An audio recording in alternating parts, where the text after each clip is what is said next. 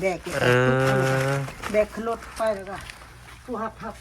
อันนั้นอ้ายนั่นรับฝากมาว่าอยากให้เจ้าไปเฮ็ดงานนั้นเราสิไปบ่ไม่ใช่ให้งานยัง ฮะ ไม่รถไป โคโยตี้ไปโคโยตี้ไปบ่ ให้งานเลย โคโยตี้หยังวะ ตีเลย ฮะ โคโยตี้ ไปบ่ ไป จะสิไปบ่ โอ้ยบ่ได้ไปเลยหัวแล้วไป ให้น้อยโคโยตี้บ่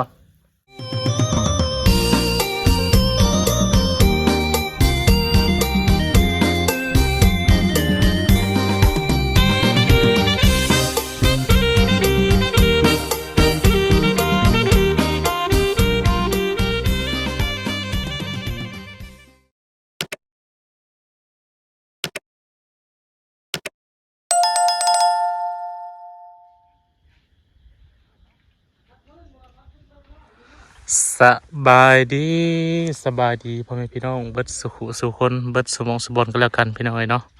มาพบมาพอกับสมบัติที่เส้นเก่าเส้นเดิมกะอยู่ที่บ้านลุงน้อยคือเก่าเนาะพี่น้องเนาะพอดีมาที่แวะเข้ามาหาเพิ่นมันพี่น้อยก็คือสิมาแบบ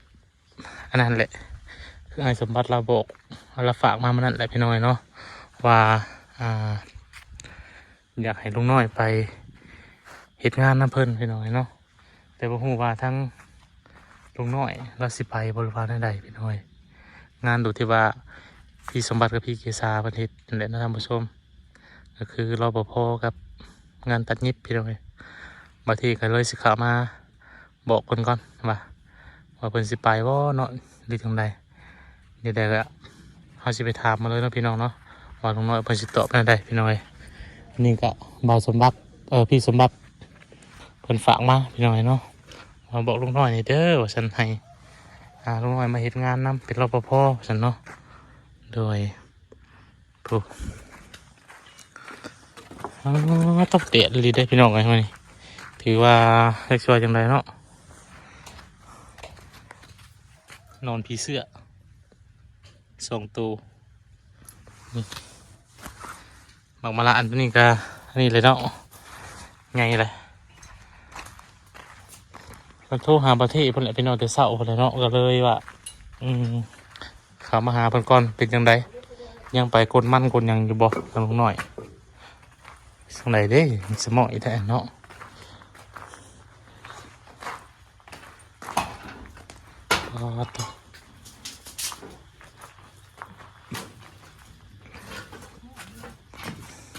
โอ้ตอ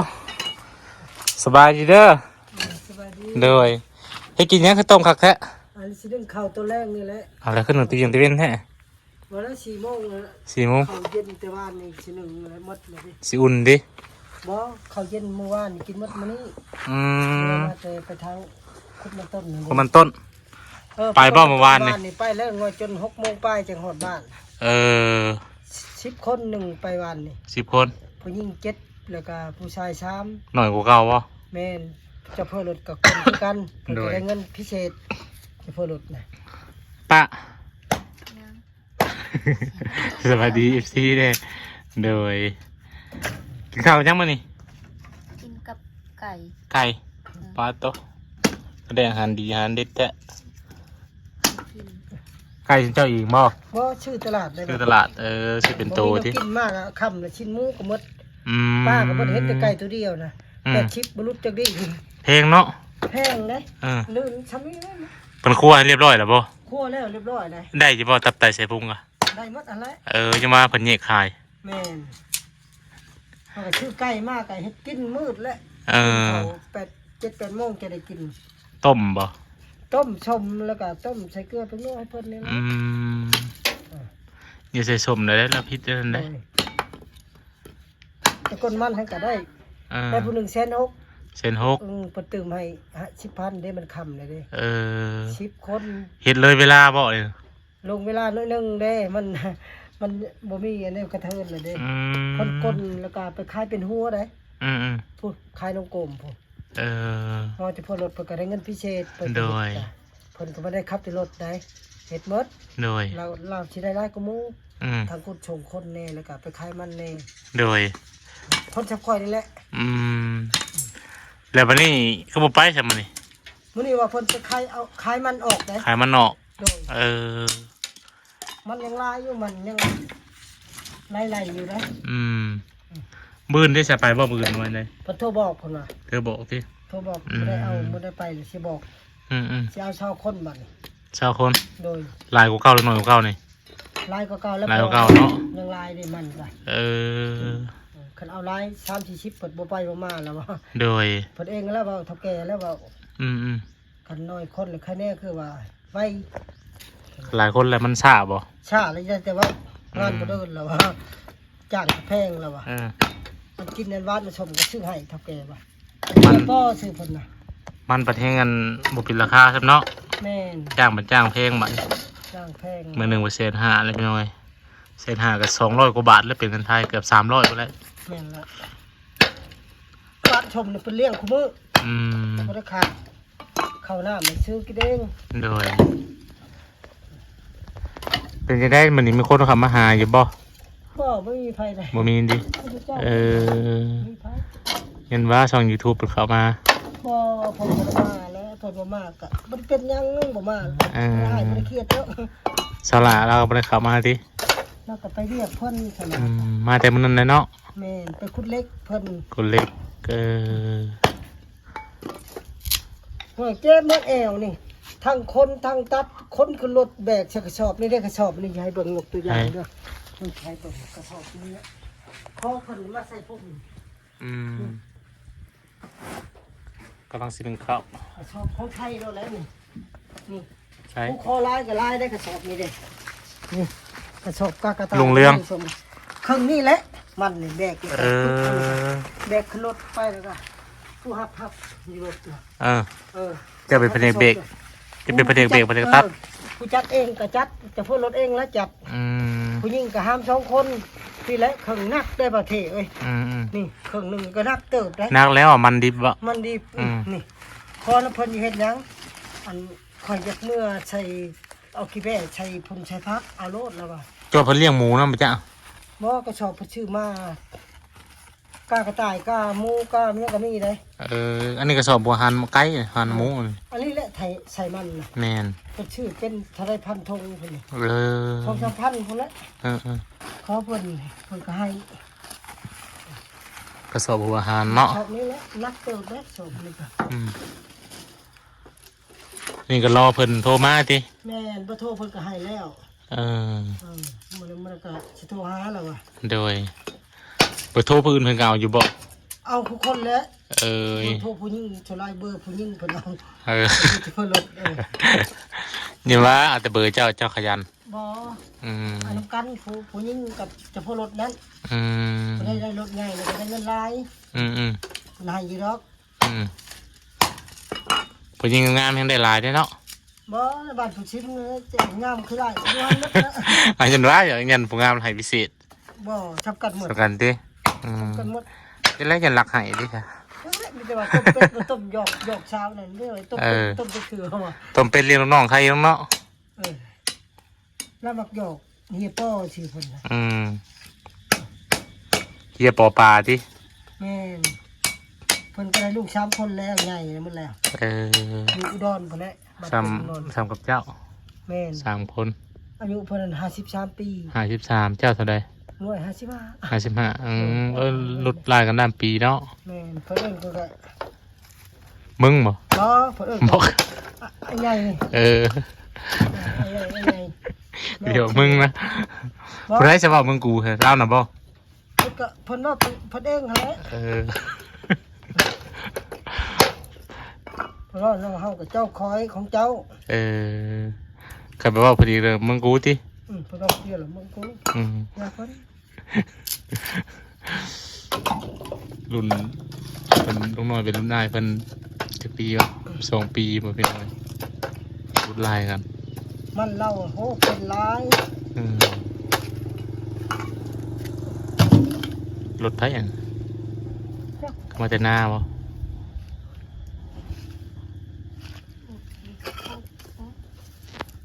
กัดบ่มันเดินดินบ่มันหมดดำ จะพ่อรถแล้วก็เมียก็ไปเฮ็ดการอยู่ลักเก้าค่ำแล้วก็มา เออ เงินเดือนน่ะรายได้เมียเราน่ะพวกเราก็หาเงินพิเศษทั้งนี้เมียน่ะก็หาเงินละเก้าพุ่นคำกับมา4-5 โมงตลาดโลกเด้ อืม ไปเฮ็ดโรงงานไม่อัดจังไม่ช่างละ อืม อยู่ละเก้าลูกแหละพอเท่าไม่เท่าเอา อืม เราเบี้ยวสื่อเพิ่น เออ อันนี้เด็กโทรเพิ่นก็4447609ไปโทรเฮียจะนำบ่ บ่โทรอันเจ้าคนหน้าคนน่ะ เออ คนหน้าจะเพิ่นรถนี่คนเจ้าข้อนี่แหละ อืม แล้วว่าก็บ่อยากแจ้งปานใดนี่แล้วว่า อืม ก็อยากก็ขับรถก็เป็นหาเงินก็เก่งคน โดย นี่เนาะ เพิ่นบ่ฮับบ่เนาะคนนะครับรถเนาะเจ้าก็บ่สมัครเบิ่ง ว่ารถเพิ่นเองแน่นี่ได้ เจ้า ลูกจ้างได้เพิ่นซิมนี่เพิ่นจ้างเพิ่นคนชงคนในชงมันแน่เราอะให้จ้างคนใหม่คนตอกชงหมดแล้วว่า บ่มีแต่เวียงเรียวแล้วคนลุงน้อยแก่ไม้ก็แก่คือว่าผู้นั้นว่าจ้างแก่ไม้เลยเด้อชาวต้นชาวเส้นแก่ชงให้เขาบ่แม่นว่าสิเฮ็ดแต่แก่คนได้แก่หลายแนวแล้ว เจ้าครับเป็นบอลใหญ่ จักแล้วมันเคยครับ บ่เคยดิ โล คันรอดเหรอครับได้เนาะ โล 3รอบแล้ววะ 3 ล้อแล้ว3 ล้อก็มีเลขคือกันนะ 3รอบนี่มันคือรู้จักเนาะ ก็มีเลขคือกันปุ๊เหยียบขาดแล้วก็เอาเลขขึ้นเด้ แต่รถใหญ่ยังบ่เคยสัมผัสติ บ่ยังเคยนะเคยเจ็บเมื่อแอวเนี่ยว่ะคืนนี้จะเป็นไข่เอากูบ่อาบน้ำบ่ได้ขี้ฝุ่นเต็มมันตะหูตะหางนี่ห่านเชื้อก็หมด มาก็เมื่อยแล้วเนาะ คาดเขาจะอาบน้ำอาบในเลยเนาะ ไก่แล้วคนนี้ดังไผต้มเมื่อยลง ป้าเราเฮ็ดบ่เป็นไก่จะซื้อมาเนาะ ย่างบ่หันบ่แห้งมากก็เฮ็ดเองค่อยเพิ่นก็หาทักหาหญ้าหั่นละ ช่วยกันเฮ็ดแน่เนาะจักโมงให้กินข้าวตอนแรงวะ 7-8 โมง 7-8 โมง9 โมงโอ้บ่ได้ เพื่อเฮ็ดแล้วดิ สอบมันนี่ก็มันลายสีได้สีเขียวสีขาวสีเหลืองก็มีบ่แม่นแต่มีแต่นี่เด้ ลุงเรื่องนี่เนาะ แม่นแบกแล้วก็แบกขึ้นป่านี่แหละนี่ โอ้ยนักฮ้อนเลยพี่ยาวพี่ยาวพี่ มันน่ะดิ มัน งามเนาะมันกันเนาะ โอ้งามเลย เบรก ใส่พุงกันนะ ใส่ น้ำ ปุ๋ย สู ใส่ งที่ กัน หมดลายล้านเลยล่ะว่ามันที่หมดลายล้านเรา แม่น เรื่องเขาผู้หังคนให้เกหังเนาะหังนี่เหี้ยนี่ เฮียว่าเอิ้นหังบ่ เหี้ยแล้วเพิ่นมีฮอดบัดผักบัดพริกให้คนเช่ารถให้คนเช่าเรา อันนี้เฮ็ดพิเศษบ่แม่นเราเฮ็ดแต่มันเลยมักถั่วมักแตงเพิ่นก็ปลูกหมูไก่เลี้ยงแล้วว่ะไปสู่อยู่ซ่าไปให้เงินอยู่ นี่เขาบอกกระสอบหมูแล้วเดี๋ยวนี้ เราเลี้ยงหมดแล้วว่ะมักถั่วก็ปลูกมักแตงก็ปลูกชะลีก็ปลูกข่อยปลูกหมดหักจ้างคนเด้เขาก็เฮ็ดน้ำแน่คือในคนมันต้นเราก็ตัดช่อยแน่มันซ่าแล้วก็เฮ็ดช่อยได้เฮียนี่ตัดอันนี้ไวๆขยันนะเพิ่นว่านี่ เฮ็ดทุกอย่างมันก็ ตัดเลยเลยตัดหัวมันก็มาเฮ็ดได้นะ เห็นได้ จิตหัวโคม จูดไปเลยดิแล้วก็เผาบ่หัวมัน บ่เลยเขาบ่เลยคนผู้มาเก็บก็มาเก็บแล้ว เข้าไปยังบ่นี่ เอาเก็บใส่กระสอบแล้วเอาไปขาย ได้อีกบ่จ้ะได้อีกนะบ่อันนั้นก้านมันน่ะ ข้านมันทิ้งหัวแล้วแต่แล้วก็มีผู้เก็บแต่จะผู้ใดสิเก็บจุค่อยผู้เก่านี่ละ ผู้เก็บกับปานไว้ให้ได้ติ ผู้ตัดต่างหากได้ช่วยกัน เป็นแผนกเนาะ แม่นแล้วก็ช่วยกันมาแล้วก็รถคือรถอีกบ้านนี่ประมาณมีละ3 โตน 4 โตนรถน้อยเด้ผู้หญิงก็เขาก็เมื่อยแล้ว มีแต่ผู้ชายและเด็กเนาะ ผู้ชายก็แบกผู้หญิงก็แบก2 คนแล้วจับคนละชน อันนี้สู้ไปอันนี้เพื่อจะได้เงินเพิ่น นักก็เอาเห็นเลยโชว์ไป อันนั้นเขาเข้ามามันนี่ก็อันนั้นอ้ายอันนั้นเราฝากมาว่าอยากให้เจ้าไปเฮ็ดงานนั้นเราสิไปบ่ ไม่ใช่ ตลาดโลก ให้งานยัง ฮะ ไม่รถไป โคโยตี้ไปโคโยตี้ไปบ่ ให้งานยังไง โคโยตี้อยู่ ตีเลย ฮะ โคโยติ ไปบ่ ไป จะสิไปบ่ โอ้ยบ่ได้ไปแอบหัวแล้วค่ะ ให้น้อยโคโยตี้บ่ อันเดือนเท่าไหรปะ เฮ็ดงานนั้นได้รปภได้ โอ้ย จับอยู่หั่นเลยบ่ รปภนั่นเริ่มต้นในล้าน8เผาอยู่หั่นย่ามอยู่หั่นบ่ ไปกลับก็ได้นอนอยู่หันก็ได้ได้เงินหลายถ้านอนอยู่หัน อันบ่มีรถ มีรถ เมื่อยเด้อ เอ้ากังเวินกันนี่เราอยู่นี่แล้วกังเวินกัน บ่ได้คำกับคนมา มันเลิกบริเวณค่ำนะประมาณ4 โมง5 โมงอะไรเลย เฮ็ดประวัติข้างนี้เนาะ มีประวัติข้างในป้ายติดคอข้างในเขียนคอข้างในใส่เต็มชุด ชุดดำฮู้เลยนะเห็น ชุดสีฟ้า เออ โรงงานนั้นตลาดโลกโรงงานใหญ่ๆดิเป็นหยังก็อันเขาเอินเวกอกเวกัสบ่เป็นหยังที่อื่นสวรรค์หยัง สวรรค์เบกัส นั่นแหละ สวรรค์ปักกันบ่ อัน สวรรค์ มีตู้คอนเทนเนอร์ละลายนี่ อ๋อ มองเจ้าไปตักน้ำมันดิ นั่นแหละตลาดโลกสวรรค์ปักกัน นั่นแหละ เริ่มต้นนะล้าน8แล้วมานี่อยู่เฮิงไปแล้วเขาขึ้นใหายบอลแล้วนั่นได้แล้วอะแต่เดี๋ยวนี้ไอ้สมบัติน่าได้2 ล้านแล้วข้าวน้ำน่ะกินน้ำเพิ่นเศร้าที่ยังเล้งแล้วก็ได้เมียละเฮ็ดนี่แล้วได้4 ล้านเดือนหนึ่ง เมียเขาอะไร นี่ เมีย บ่คนพลชิปนี่บ่ เมียสมบัตินี่ดิ เออ นี่เราดาวน์รถไปพายที่เมืองที่5ปี2025เราแล้วถอยลงเลยราคา60,000ปุ๊50,000 60,000สองผัวเมียแล้วละเฮ็ด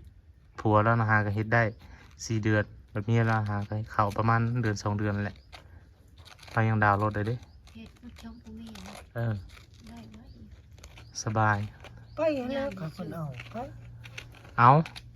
ย่ามชื่อ ย่ามมาซื้อ ตอนนี้ย่ามนั่นน่ะมี3 คน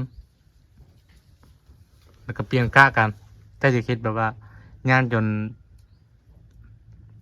2 กะก็ได้ หากินเจ้าบอกไว้2 กะ กะเดียว อืม ไปให้แล้วบ่มีแนวเฮ็ดจังหน่อยจะไปอยู่ เ ถ้าว่าย่ามย้ายพุ่นย้ายพี่เจ็บหัวไปมา อื เจ็บ ม หัวได้ไงมันไปมื้ออื่นไปหาคือรปภอยู่ในเมือง บ่ง่ายอันนี้ อันนี้เขา มีแต่นั่งอยู่ในนั่นแล้วก็จากนอนก็นอนเว้นน่ะเราอะ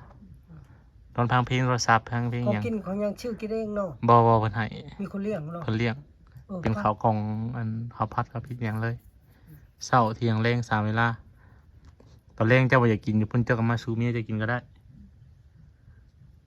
ไปให้แล้วบ่มีรถไปจะไปเลยบ่มีเงินเลยอย่างไปสิได้รถอีกนี่ไปบ่เฮ็ดแล้วคือเก่าย่าแล้ว รถอันนั้นได้สารถลูกจะได้ถีบไฟฟ้า มันอันนั้นมันมอไผมันหมดแล้วนะแต่ อยู่นี่บ่เด่น เนี่ยมันใช้บ่ได้เลย ไม่ขี่ปะอยู่หั่น คือว่าเปลี่ยนแล้วตอนน่ะ เปลี่ยนก็มันหมดได้บ่ได้ชูฉากมัน อืม มันอันฉากบ่เข้าไป มันเสื่อม มันเชื่อมเลย แต่เปลี่ยนอะไรตะกี้ อ้าวหน่วยหนึงก็ตกอยู่ประมาณ3,500,000บ่4,000,000มาเท่าไหร่แล้ว ก็บ่แพง หน่วยหนึงได้ ประมาณ600ประมาณ600 700นั่นแหละ วันนี้4หน่วยแล้วมันก็เป็นล้านกว่าเลย มันมี4 หน่วยบ่ มี4หน่วยนะบ่นี้ก็2บ่นี้ก็2 ทั้งเบิดน่ะ4เนาะ4 หน่วยมันก็ตกอยู่ประมาณล้านปลายพี่น้อย แต่ ประ ล้า มาณ น6ตัวนั้นน่ะ 2,000ประมาณ2,000ปลายเนาะ2,000 3,000เนาะ ล้าน6ได้ตัวนั้นล้าน6แสนล้าน4แสนบ่ บ่เจอแล้วเถิง เฮ็ดได้ซะจะอยากไปอยู่บ่ จะไปอยู่ จะไปเรื่องเสือเฮ็ดให้เฮ็ดงานอันนี้แน่ปลอกตกแตกพอได้ชื่อกินอันนี้เพิ่นปะพวกนี้มาคำมามืด เขาบ่ได้ให้เลิกค่ำอันนั้น ประมาณ4 โมง 5 โมงก็เลิกแล้ว 4 โมง 5 โมงก็เลิกตลาดโลก สมบัตินี่เราเลิกก่อนเมียเราเลิก5 โมงแล้วบัดนี้เรามาเฮือนบัดมา1 ข้าว 1 น้ำเมียเราเฮ็ดโอเด้พอแล้ว8 โมง 9 โมงพอแล้วเมียเราก็ปรับเมียเรามาเราก็ได้เงินหลายเดือนหนึงก็ตกอยู่6 ล้านช่วงผัวเมียมันก็10,000 กว่าบาทได้เด้ คอยจะไปเฮ็ดได้จะไปย่ามชื่อ เจ้าว่าได้บ่เจ้าเฮ็ดอันยิบปานนั้นน่ะเห็นหงบ่คำเฮ็ด เฮ็ดยิบเพีย ยิบเพราะจริงๆน่ะเป็นแผนกยิบถุงเท้าถุงหยังผ้าตูผ้าอ้อมมาอย่างนั้นแต่ต้องแย่เข็มเป็นนั่นแหละ อันใหญ่เข้มได้ เห็นหงบ่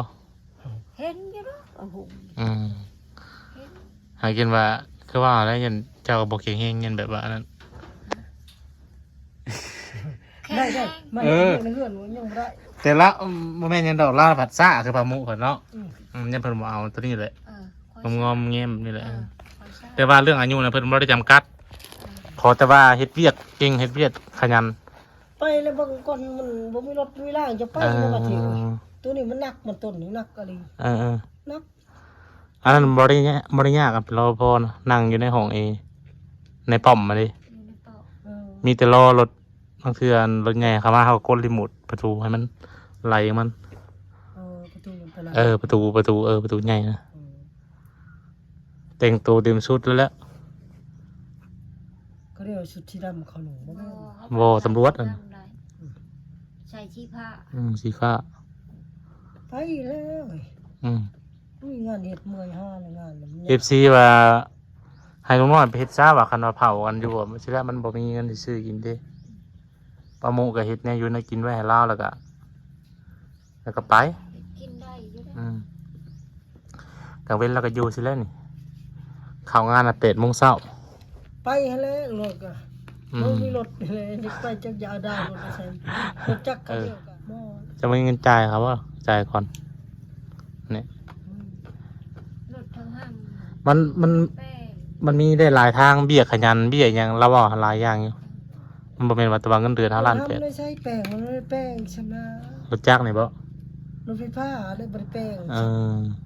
โอ้ยทุกที่จอดอยู่หั่นมันขี่แต่รถถีบออกกำลังกายมันน่ะ คันคือเจ้าอยู่อันกระต๊อบตะกี้นั่นคือเนาะมันใกล้เนาะคือใกล้แล้วก็ขึ้นนั้นเลย